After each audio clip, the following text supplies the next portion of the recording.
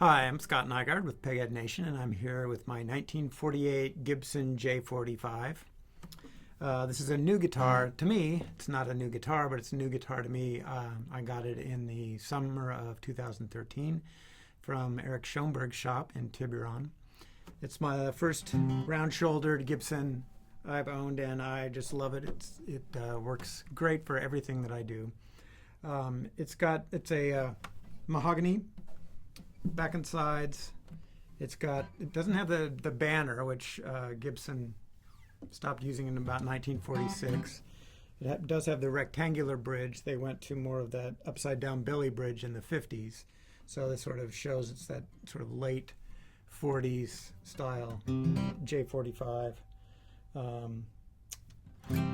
The neck is fairly, is not as big as some older J45s. It's a big clubby kind of neck, which makes it great for me. My hands are not tiny, but anything that helps out a little bit is great. It's not as small as some contemporary necks, but it has a really nice feel. It's a 1 11/16 inch nut width, sort of standard dreadnought flat picking oriented nut width. It sounds fantastic for a really loud guitar. What I need in a guitar really is something that has a really clear bass. But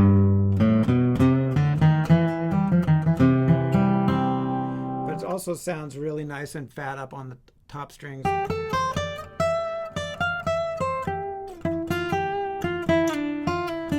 And also has nice rich mid-range. It has a big dynamic range, which is great.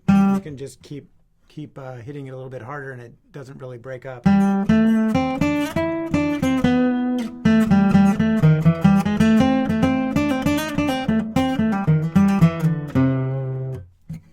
That's been really good for me because I haven't really needed to use a pickup in any of the gigs I've played since I've gotten it.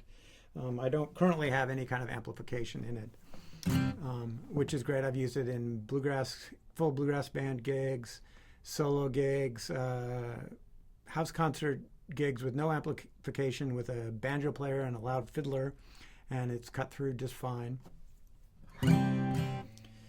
Let me play a little bit more. We'll just sort of give you an example of what the rhythm, how it sounds as a rhythm guitar. It sounds really great, really clear basses, and a nice chang on top, nice live chang. So.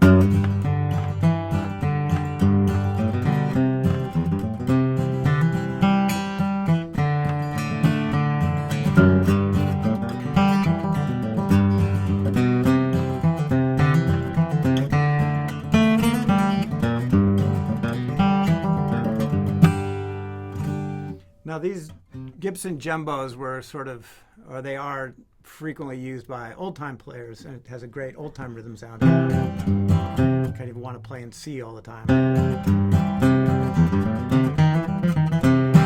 But it also, I found it works great in bluegrass situation. It doesn't quite have the typical Martin vintage dreadnought sound, but it works great in that situation. You get nice, big, fat, low basses, nice chang on top. It also works great for me as a sort of swing jazz guitar.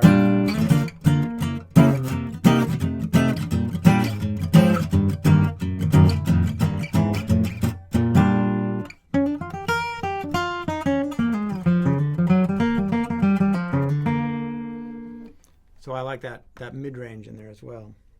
Let me just play a little bit more. Play something a little slower.